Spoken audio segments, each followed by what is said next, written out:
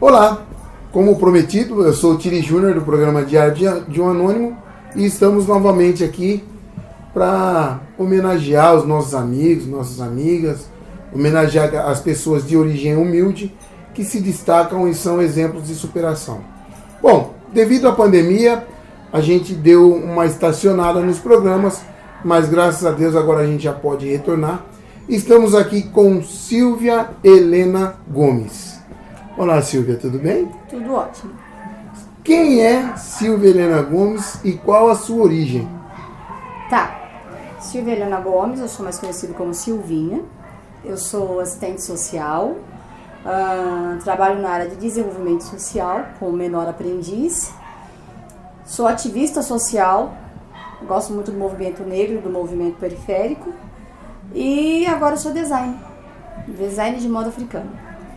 Que legal, Silvia. Ô, Silvia, assim, vamos falar um pouquinho dos teus pais, né? A origem um pouco dos teus pais, para que a gente possa dar sequência aí para... A minha família é toda de Minas Gerais. Aí nós íamos migrando até chegar aqui na cidade de Jaú. O meu pai é de Minas, a minha mãe é de Agudos, mas os pais da minha mãe também é mineiro. Então é por isso que eu não trago esse sotaque jauense. Sim, o seu sotaque é diferenciado. Mas a minha família é toda de Minas. E é isso. Meu pai morreu na infância, eu tinha acho que uns 9 anos, então eu sou criada pela minha mãe, minha irmã e minha avó paterna. E a família é grande, tá todo mundo aqui para essas bandas. Ficou uma parte ainda do pessoal lá em BH, mas a maior parte da família é aqui de Jaú ainda. Está aqui em Jaú agora. Sim. Silvia, durante essa sua caminhada, porque essa área, né, a área da educação social aí que você está falando, é uma área que tem um certo rigor e necessita assim de muita aplicação. Você tem uma história, um caso assim que te marcou bastante durante esses trabalhos aí que você realiza na área social, de educação social, que você poderia dividir com a gente? Olha, o trabalho social, quando você trabalha voltado para o adolescente, o tempo todo você tem surpresa, o tempo todo você é surpreendido. Eu não consigo lembrar assim, de nenhum caso específico, mas o que eu presto muita atenção, o que eu prezo muito dentro do trabalho social é a valorização, principalmente do jovem. Você percebe que hoje em dia existe muita baixa perspectiva. O jovem não tem muito direcionamento, não sabe o que vai fazer e aquela coisa assim, tá muito naquela maré de deixa a vida me levar. E aí quando você pressiona um jovem, quando você puxa ele, você pergunta para ele qual que é o peso dele dentro da sociedade, qual que é o valor dele dentro da sociedade, ele se choca. Porque ele fica muito perdido, ele não sabe o que fazer. E nessa minha caminhada, as situações que mais me marcaram foram aquelas situações que eu tive que parar certos alunos, certos adolescentes e começar a puxar dentro dele qual que é o valor dele, o que ele agrega.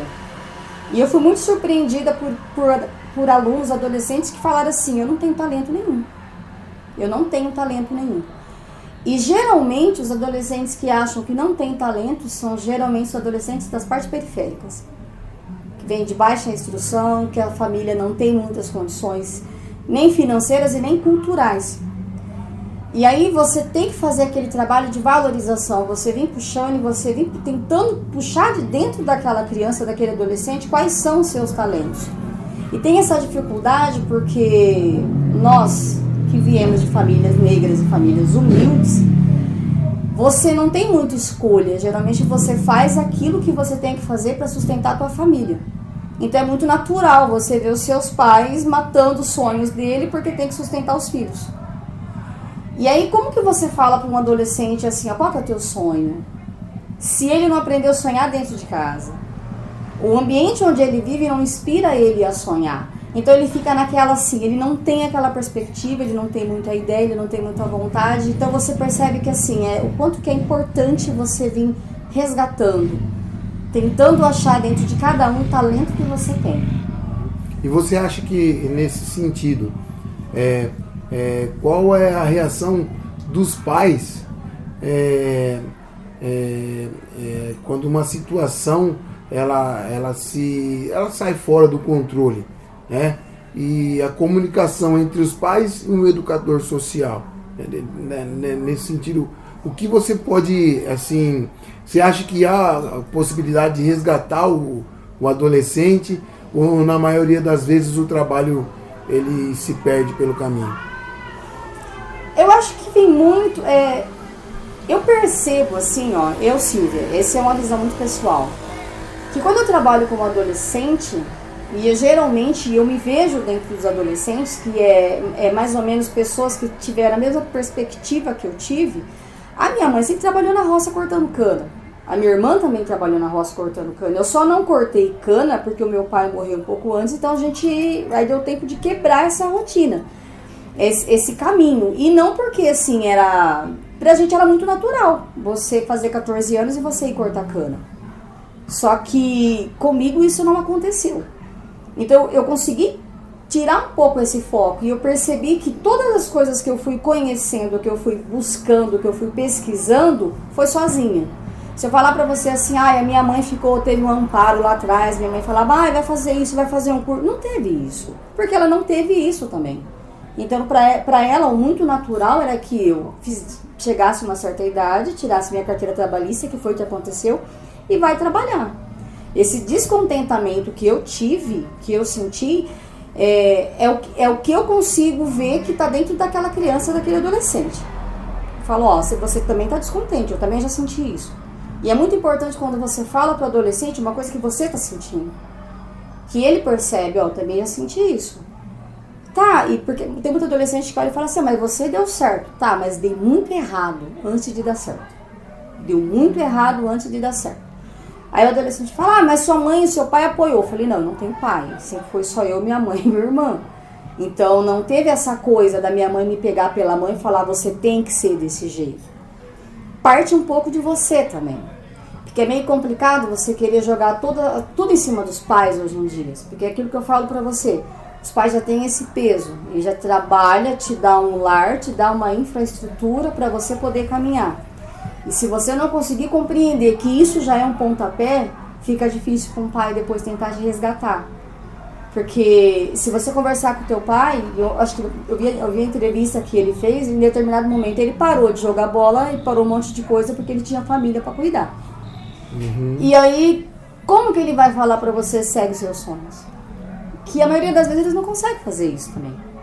Então eu compreendo, eu não sou mãe, mas eu compreendo essa dificuldade que os pais têm dessa identificação dos filhos. De conseguir compreender. A gente está numa geração que eles não são acostumados a desistir de nada. E aí, eles não são acostumados a desistir e também não estão preparados para tentar. Eles não querem tentar. Falta incentivo. Falta incentivo. Incentivo familiar, é isso? Familiar, incentivo da sociedade. E aí, quando é meio que automático, é do ser humano. Eu tenho medo de fracassar, então eu prefiro não tentar. Então é o que você está vendo os adolescentes fazendo hoje em dia. O medo de fracassar é tanto que eles não querem tentar. Você vê isso no geral, você vê as pessoas, viu, você não quer começar, você não pensa em começar, não levo jeito para isso, não é isso que eu quero. Quer dizer que está faltando a própria identidade. Está faltando esse resgate da identidade. Certo. Qual que é a sua identidade? O que te liga? Quais são as suas raízes? Para onde que você está indo? Quais são os seus talentos? Eu me recordo que um dia eu dei uma aula, que foi uma aula muito interessante, que ela falava assim, escambos modernos. Se o dinheiro não existisse, se você pudesse viver só do seu talento, o que você faria? Se você pudesse viver só do seu talento, você não tivesse que trabalhar, o que você faria? Eu faria muita coisa. E aí, você pergunta pro adolescente, porque querendo ou não, todo mundo tem o seu talento. Puxa vida, olha isso. Todo mundo tem um talento. E aí eu lembro que perguntaram pra mim, falaram assim pra mim, Silvia, e se você, porque eu percebi que foi uma aula que bugou na cabeça de muita gente. Mas eu vou viver do quê? Vai perguntar, e você, o que você faria? Eu falei, olha, se o dinheiro não existisse, eu viveria de corte e costura. Eu amo costurar, eu amo criar coisas. Eu tenho uma tatuagem que eu fiz há mais ou menos uns 10 anos atrás, numa máquina de corte e costura, porque é o que eu amo fazer, sempre gostei, desde pequena. voltando lá atrás, a minha avó paterna que acolheu a minha mãe, que a minha mãe também não tem pai e mãe, ela acolheu a gente quando meu pai morreu e ela disse assim, vai trabalhar para minha mãe que eu cuido das meninas. E foi isso que aconteceu. Eu ficava com ela o dia todo costurando, sentada embaixo da máquina dela, e eu lembro da cena dela pedalando na máquina o dia inteiro. Sim, as máquinas antigas eram no pedal. Eu aprendi ali. Minha bisavó fazia shorts pra gente. E eu sei que a gente era em 18 netos. E eu lembro que, tipo assim, que a única que queria sentar na máquina era eu.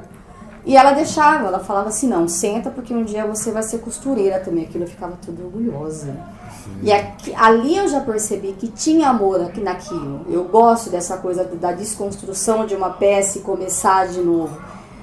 E aí eu tive que explicar isso para um adolescente. Mas antes eu tive que entender isso também. O que é um talento? O talento é aquilo que você faz com maestria. O talento é aquilo que você pratica e você melhora ele. Você nasce com uma pitada, mas você vai ter que melhorar ele por si só. Muitas pessoas, hoje em dia, aquelas pessoas que têm repulsa de progresso, costumam dizer que a sociedade está falida.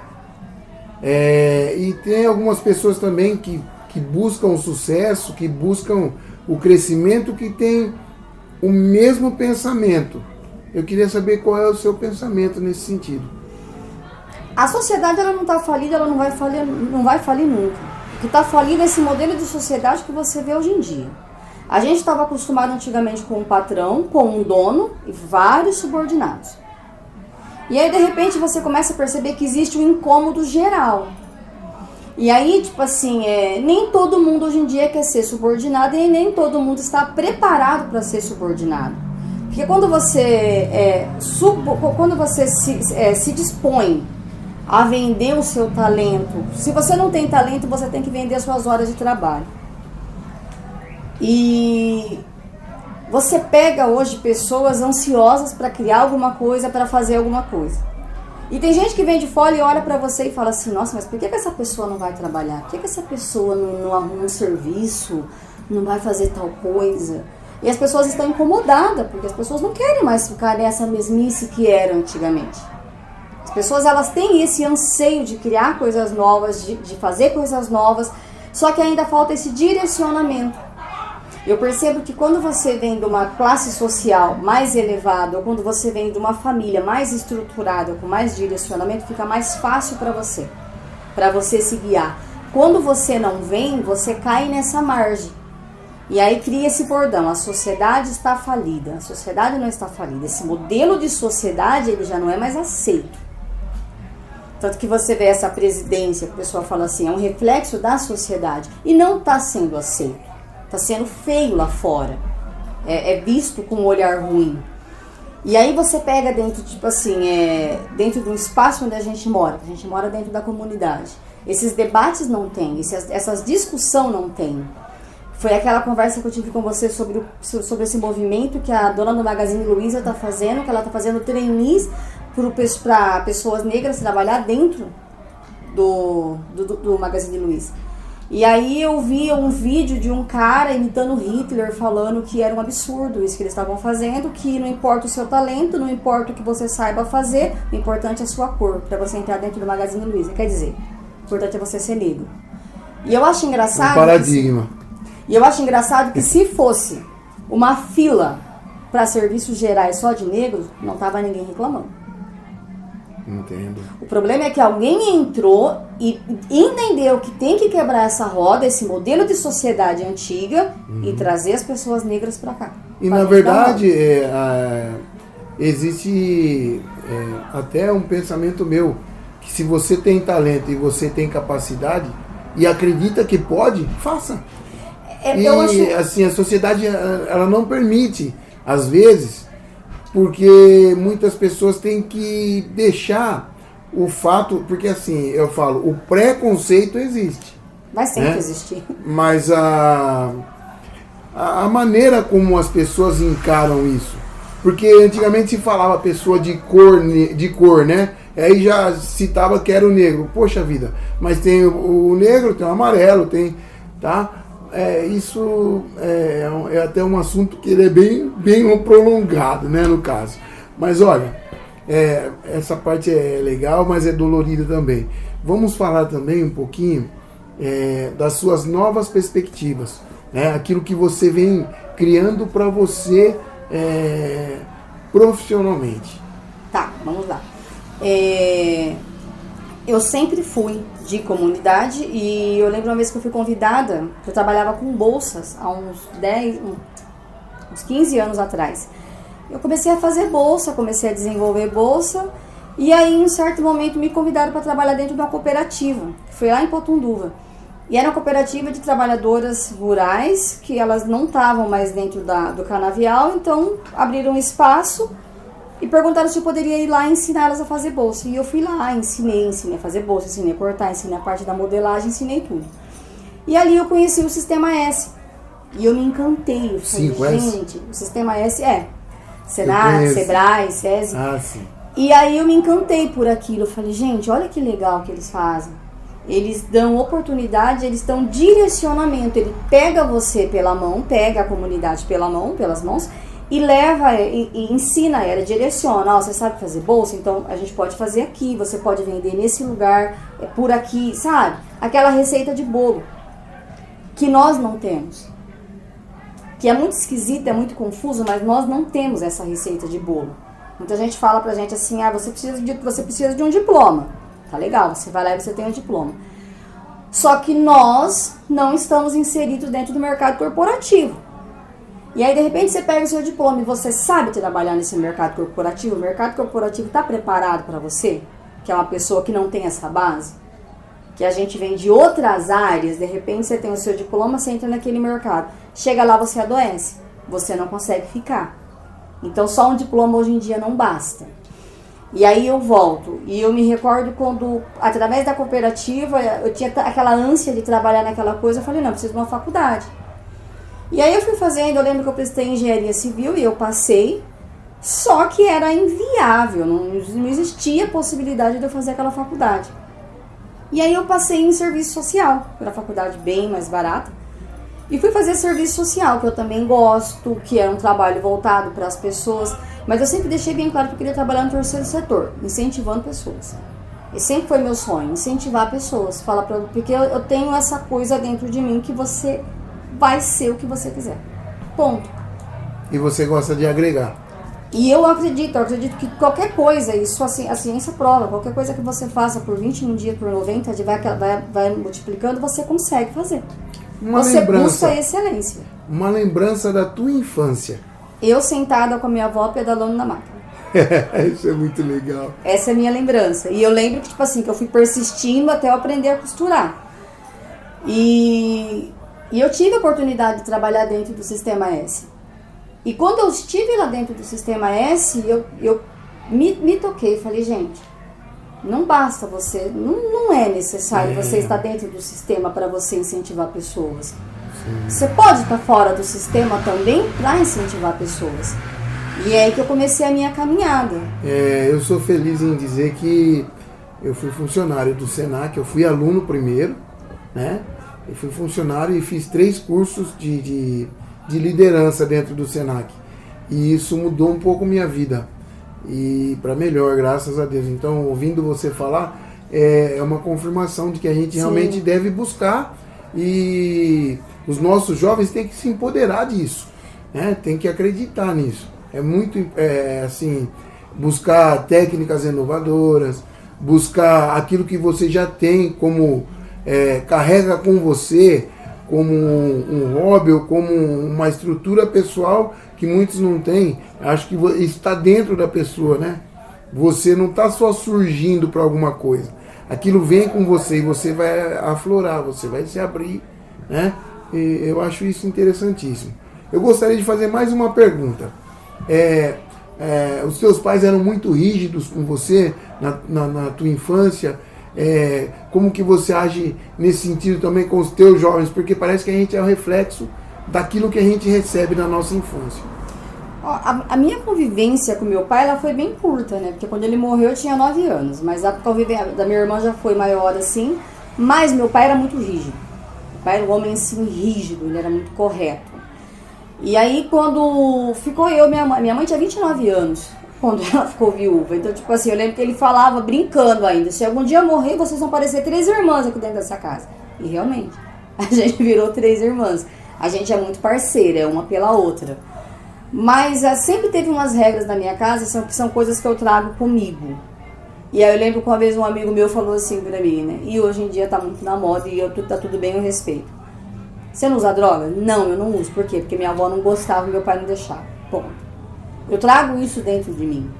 Então tem algumas coisas que eu procuro não fazer porque eu tenho essa percepção, eu tenho esse entendimento. Eu tenho que ser modelo, eu não posso cobrar de você uma coisa que eu não faço. Mas isso é uma escolha minha, isso é uma escolha da Silvinha. Eu bebo socialmente, mas fazer uso de outras coisas, porque tá todo mundo fazendo, porque é legal e tudo mais, pra mim não. Mas isso são os meus valores. São os meus valores, são os meus princípios. E assim, isso eu não me corrompo. E isso não quer dizer que eu sou uma pessoa santificada, mas eu entendo quais são os meus princípios. Teve um certo momento que eu entendi que era eu, minha mãe e minha irmã, e eu não poderia envergonhá-las, e não poderia decepcioná-las, porque é o que elas não fizeram comigo. Então, isso eu tenho muito certo em mim. E quando você tem isso muito certo em você, você arruma alguns inimigos, alguns amigos também, porque você fica um pouco caxias, você fica um pouco ríspido, certas pessoas falam que você é preconceituoso e tudo mais, e não sou. É que pra mim é muito bom falar o que eu faço e o que eu não faço. Do mesmo jeito que você gosta de falar o que você faz, do que você não faz, eu também gosto de falar o que eu faço e o que eu não gosto, tá tudo bem. Então isso também é muito importante quando você trabalha junto com um adolescente. Legal. Porque é muito legal quando você tem uma postura que ele não pode falar, mas você faz, então você não pode me cobrar. Sim. Ô Silvia, é interessante a gente falar dos seus novos trabalhos. Eu queria saber o nome da tua atual empresa. Queria saber quando é que você vai lançar isso, porque eu já estou querendo uma camisa, né? Pô, moda afro em Jaú é algo que é utópico, mas agora existe, deixou de ser utópico. Então fala um pouquinho da tua linha aí de vestuário, essas coisas aí. Por favor, fala um pouquinho pra gente. Olha, eu sempre gostei de corte e costura. Quando eu cheguei na minha adolescência, eu fui aprimorar, fui aprender modelagem, fui fazer as minhas peças. Sempre gostei de fazer as minhas peças. Nunca foram peças extravagantes, mas eu tinha aquele prazer. Meu momento de relaxamento era em frente a uma máquina de corte e costura. Sempre foi. E aí agora, com essa pandemia, como eu disse pra você, meu sonho era fazer uma faculdade, eu fui lá e fiz. Meu sonho era entrar em determinada área, eu fui lá e entrei. Eu quis dar aula, eu fiz de tudo, eu fui lá, eu sempre tracei o caminho. Olha, eu preciso chegar naquele lugar, quais são os meios? Eu procuro andar com quem já está naquele lugar, eu vou vendo o que tem que fazer para estar aqui. Ó, é esse passo a passo, e eu me proporcionar, eu vou atrás, eu estudo, eu caço para chegar naquele lugar. Não importa o tempo que eu vou demorar para chegar lá. E aí, quando começou tudo isso, começou a pandemia, eu comecei a me perguntar, né? Nossa, e agora? O que eu vou fazer, né? E aí eu me recordava de quando eu cheguei um dia dentro de uma sala de aula, eu falei, se o dinheiro não existisse, o que vocês fariam? E durante a pandemia, todo mundo ficou meio que perdido sem dinheiro, e com o tempo, né? E foi aí que eu comecei a fazer. Eu fiz umas peças, fiz uma blusa, fiz um conjunto e deixei ele encostado. Deixei ele parado. Um belo dia minhas primas foram em casa e a hora que elas viram a roupa e colocaram as roupas no papel, falou, Silvia, o que é isso? E eu lembro que eu tinha, tipo assim, R$300 e eu mandei vir tecido lá do sul, Capulana lá do sul. Entrei em contato com o rapaz e ele veio. Ele fez o envio. E eu fiz as peças, tudo mais, só que assim, eu sempre tive essa percepção que a moda africana, ela é muito larga, né? Ela é muito grande. E o brasileiro, ele é mais curvilíneo, ele gosta dessa coisa mais colada ao corpo, que se adapta mais ao corpo. E eu falo assim, pra você usar uma roupa, um tecido capulana, você tem que ter uma autenticidade, sabe? Você tem que falar assim, não, cara, eu vou usar isso daqui. Você colocar um turbante na cabeça, você tem que estar empoderado. Para você assumir um black, você tem que estar empoderado, porque você vai entrar no mercado, as pessoas vão voltar o olho para você. E aí você tem que se acostumar com um olhar que a gente não tinha antes. estão olhando pra mim porque eu sou negra ou estão olhando pra mim porque eu tô bonita? E é o que eu sempre falo pra qualquer pessoa negra. Quando você solta o seu cabelo pro alto e você entra no espaço, as pessoas estão olhando porque ali tem poder. Ali tem força no seu movimento quando você entra no espaço com o teu cabelo. Quando você entra no seu espaço com a tua esposa negra, com todos os seus filhos negros, você entra de cabeça baixa? Não. Você entra com força. Tem que ter atitude, né? Porque a gente tem atitude. Isso é natural. Só que durante muito tempo foi podado isso da gente. A gente tinha que ser contido, controlado. As nossas roupas são controladas. O jeito que a gente fala tem que ser controlado. Você tem que ter... Seja suave. Nós somos suaves do nosso jeito. Sim, alegria, nosso sangue é quente. A alegria, e o nosso sangue é um sangue que ele sempre enfocou, né? A gente. Nós somos gestuais, gestuais, sempre né? É alegria, disposição para falar, disposição para o diálogo. E o nome da sua empresa é? Bens a Deus. Bens a Deus, modas africanas. Eu pensei muito em bens a Deus, é uma expressão que a minha família sempre usou quando acha alguma coisa bonita, quando acha alguém bonito. Cantou bem, sadio. Bens a Deus, hein? É uma expressão que a gente sempre usou. E aí eu me recordo que eu tinha essa escrita, que eu ia fazer uma tatuagem, e eu falei assim, cara, bens a Deus, bens a Deus. E aí eu me lembro quando o Kleber chegou em mim e falou assim, Silvinha, minhas irmãs falaram que você postou umas fotos lá no Facebook. Eu falei, eu não postei. Postou, tá todo mundo enchendo meu saco, falando comigo, mandando eu falar com você. Eu falei, aí que eu fui me tocar. Falei, nossa, Kleber. Falei, umas fotos que as minhas primas foram em casa, usaram as roupas, e aí ele falou, viu, mas qual que é o nome? E eu falei, não sei. Ele falou, não, pensa aí. Eu falei assim, ai, bens a Deus. Ele falou assim, pô, muito legal. E aí ficou. E aí eu tive que... isso tudo foi de julho pra cá. E aí eu tive que ganhar tempo. Esses 4 meses eu usei eles pra criar as peças, fazer o teste do tecido, qual tecido que daria certo, pra estar fazendo esse contorno, o que ficaria legal, o que dá certo, o que não dá. Bati muito a cabeça, sou eu que faço a modelagem, sou eu que compro os tecidos, sou eu que testo, sou eu que faço as peças, sou eu que testo tudo. E aí eu me recordo que quando eu comecei, quando eu falei que ia fazer, teve gente que falou assim, ai, não vai dar certo você fazer isso. E foi quando eu parei. Ai, não vai dar certo. Lembro que uma pessoa falou assim pra mim, você precisa de uma máquina. Eu fui lá e comprei a máquina. Ah, mas você precisa de uma outra máquina. Eu fui lá e comprei outra máquina. Eu tinha acabado de sair da empresa, peguei todo o meu acerto. Ah, mas você precisa de uma mesa. Eu fui lá e comprei uma mesa quilométrica. Ah, você precisa disso. Eu comprei aquilo. De repente a pessoa falou, ah, mas eu acho que não vai dar certo. Aquilo meio que eu murchei, né? E depois eu parei, eu pensei, falei, peraí, eu sou uma mulher negra. A gente começa da onde a gente está. A gente não tem, porque querendo ou não, se você for analisar bem, a gente vive numa sociedade que o dentista, ele é dentista porque o pai dele é dentista, porque o pai dele pagou a faculdade, ou porque alguém facilitou aquele caminho para ele. Eu assisti um filme, não perca o seu raciocínio, que tinha uma frase assim, você é filho de um dentista, você é dentista. Se você é filho de segurança, você quer ser o quê? Na verdade, eu não assisti um filme. Foi num curso que eu ouvi isso. E é o que faz todo sentido. Porque assim, a minha mãe é empregada doméstica. Eu tentei ser doméstica. A mulher falou que não levava jeito, graças a Deus. Então eu tive que estudar. Minha mãe é faxineira e minha mãe sobrevive muito bem. Minha mãe gosta. Minha mãe tem prazer. E ela fala com gosto. E minha mãe é disputadíssima.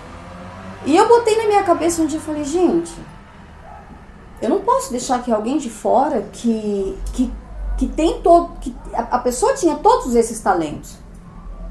Só que para ela começar, ela queria ter muita coisa. E aí que eu me toquei e falei, gente, o que é o empreendedor?